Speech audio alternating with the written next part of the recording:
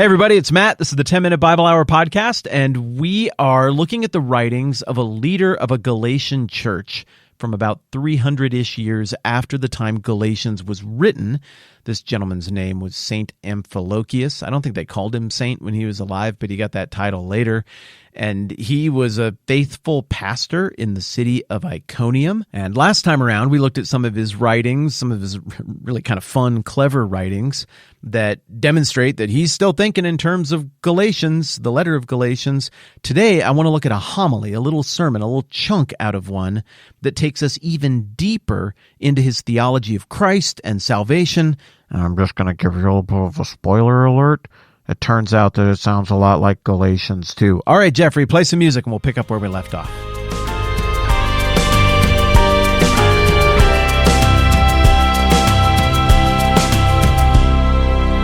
Okay, so we got this ancient Galatian bishop who is clearly, his theology is clearly super informed by the whole Bible. He knows what the whole Bible is. He wrote a great poem about it.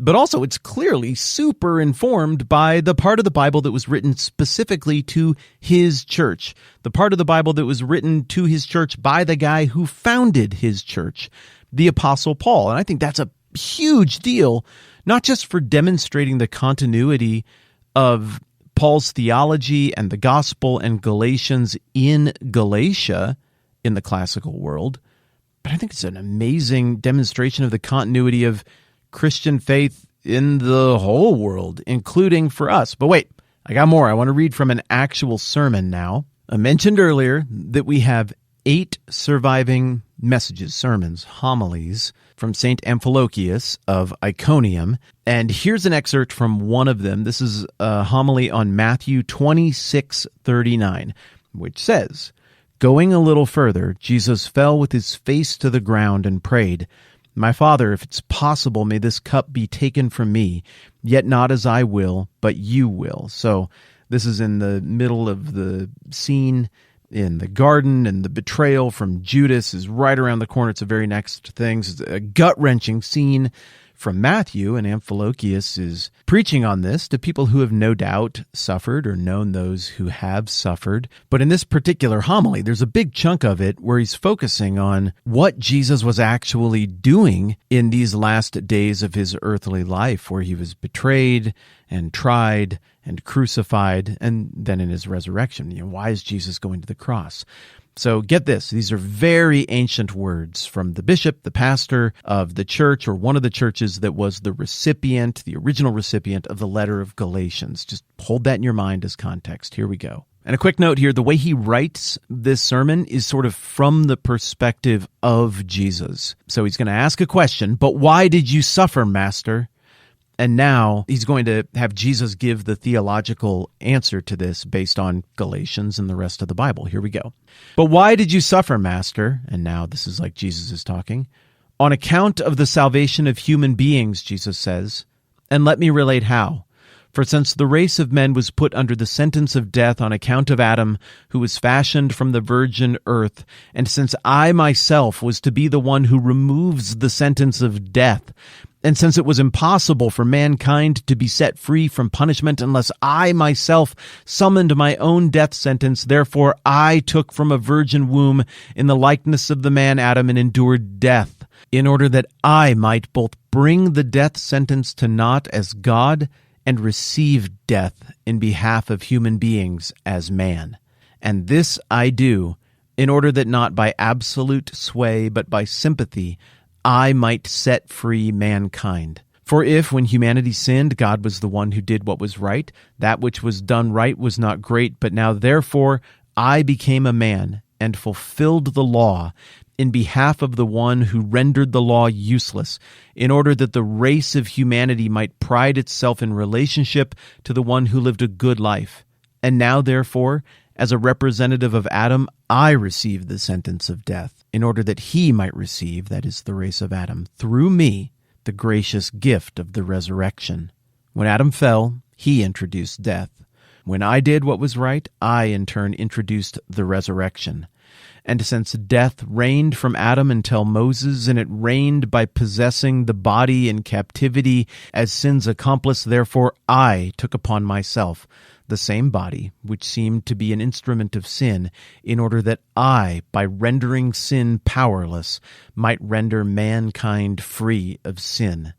But on the other hand, since people were living an evil life by becoming entangled in sin, so that their life was worse than death, therefore, since I prefer the good death over the evil life, I endured death, in order that those who participate in the good death might enjoy the benefit of the true life, and enjoy through baptism, for as many have been baptized into my death, in order that just as I myself was raised from the dead, so also they might walk in newness of life.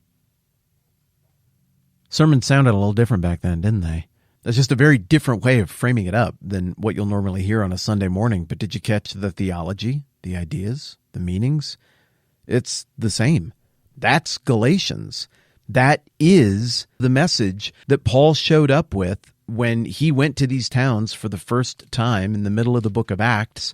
It is the message that Paul came back with each time he successively visited the Galatian churches, each time he came back through Iconium. That's what he went back and strengthened the church in, to use the language of Acts 16. And that message right there is the message that the Judaizers came and messed with by saying, no, life isn't because of what Christ did and the death that he endured and the price that he paid on the cross. No, the right standing with God is made possible by your strict adherence to the law and these additional rules we have made up, and this is all exemplified by circumcision. The Judaizers showed up in Iconium, they showed up all over the place in Galatia, and they tried to undermine that message that faithful Bishop Amphilochius was still trying to drill into the heads of the Galatians, who probably still wanted to wander away to lesser, faker gospels.